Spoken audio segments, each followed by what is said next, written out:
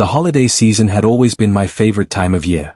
After a long stretch of gray, cold days, there was something about the twinkle of lights, the scent of pine, and the sound of laughter echoing through the neighborhood that made everything brighter. For me, decorating wasn't just tradition, it was a way to bring joy to my family and to anyone who happened to pass by. So when December rolled around, I spent days carefully setting up an elaborate display, strings of multicolored lights outlining the roof, glowing reindeer in the yard, and a towering inflatable Santa that waved to the children walking home from school. Neighbors slowed their cars just to take a look, and more than a few complimented me on the effort. For the first time since moving into this community, I felt like I had added something special, something worth sharing. But that sense of pride didn't last long. The notice came only 3 days after the display was finished. A thick envelope from the HOA sat wedged in my mailbox, its stark lettering carrying a weight I hadn't expected. Inside, the message was clear: my holiday decorations were in violation of the community aesthetic policy. The letter demanded immediate removal and included a warning that failure to comply would result in daily fines. At first, I thought it was a mistake. Plenty of homes in the neighborhood had lights strung across their roofs, wreaths on their doors, and even lawn ornaments. Some had decorated earlier than I did. Yet somehow, mine had been singled out. The more I read the letter, the more obvious it became that this wasn't about rules, it was about control. The next day, an HOA board member, a woman known for her rigid interpretation of every guideline, walked past my house, pausing to glare at the glowing reindeer on my lawn. Her disapproval was written all over her face. I knew then that the complaint hadn't come from the community at large but from a small group of board members who believed they had the right to dictate even the smallest details of how people celebrated. I weighed my options. I could quietly take everything down, swallow my pride, and avoid conflict. But as I looked out at the lights glittering against the cold night, I felt a spark of defiance. Why should I be punished for something that brought joy, especially when others were free to do the same? The first fine hit my account by the end of the week, followed by daily penalties. They thought the money would scare me into compliance, but instead, it fueled a fire. If the HOA wanted a battle, they had picked the wrong person. What they didn't realize was that their attempt to silence me would soon awaken something much bigger than a single homeowner. I wasn't just going to fight back, I was going to rally the entire neighborhood. And when I did, the HOA would face a backlash they weren't prepared for. The fines kept coming, stacking one on top of another, each notice stamped with red ink as though designed to intimidate me into submission. But instead of breaking me down, each letter only strengthened my resolve. I realized this fight wasn't just about holiday lights, it was about the HOA's constant grip on the neighborhood. If they could target me over decorations, they could target anyone for anything. And that was when I knew I couldn't stand alone. I began talking to my neighbors. At first, it was casual conversations over fences and driveways, little mentions of the fines and the ridiculous rule against holiday lights. To my surprise, people didn't just sympathize, they shared their own stories. One family had been fined for leaving their trash bins visible for too long. Another was penalized for planting the wrong type of flowers. A retired couple even admitted they had been threatened with legal action over the color of their mailbox. The more I listened, the more I realized there was an undercurrent of resentment simmering just below the surface. Everyone had a story, and nearly everyone felt powerless to fight back. The HOA thrived on that silence. They ruled through fear and intimidation, confident that no one would ever push back.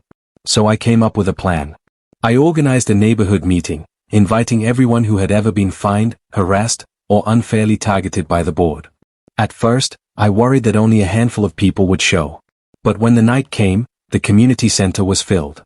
People packed the room, standing shoulder to shoulder, voices buzzing with frustration and anger. For the first time, it wasn't just me against the HOA, it was us, together.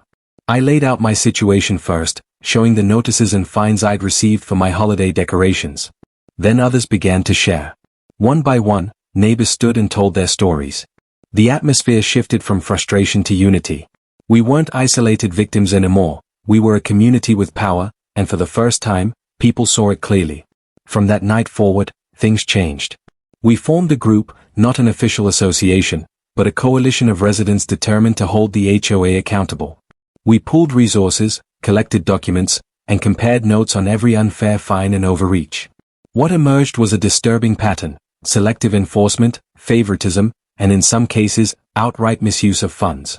The holiday lights incident had become the spark that ignited a movement. We decided to take visible action. The following week, Nearly every house on the street lit up with decorations.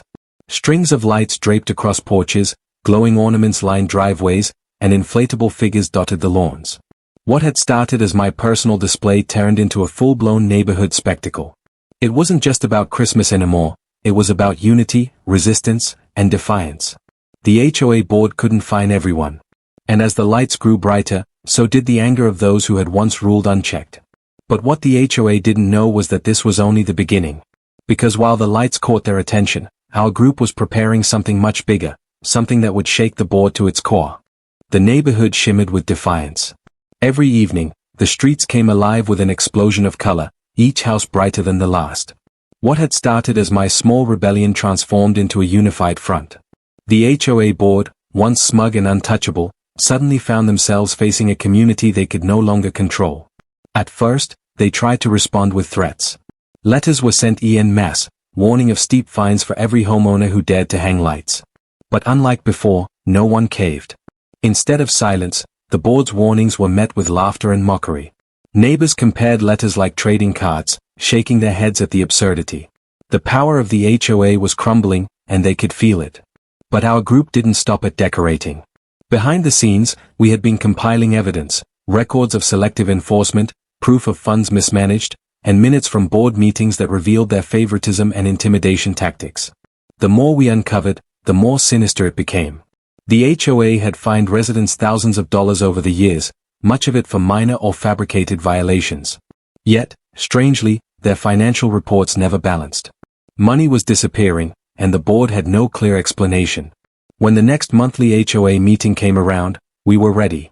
Instead of the usual handful of residents, the room overflowed with people. Neighbors who had once stayed silent now stood side by side, determined to demand accountability. I carried a binder filled with our findings, but I wasn't the only one. Dozens of others came prepared with documents, photos, and personal testimonies. The board tried to maintain control, gavel in hand, insisting on order.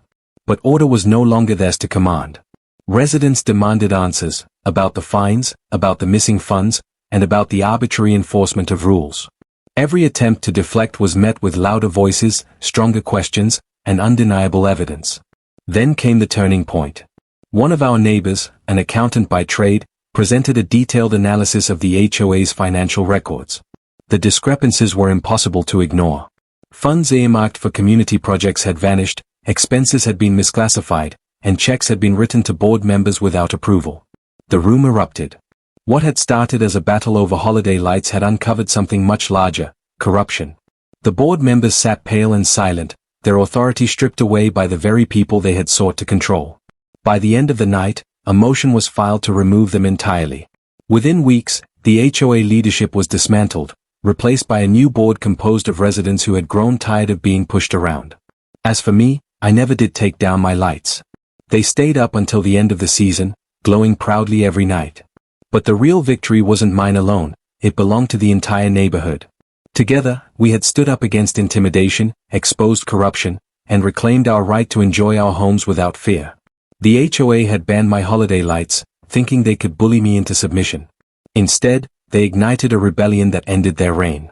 And as the lights twinkled across every rooftop, one truth became clear: the power of a united community will always outshine the darkness of control.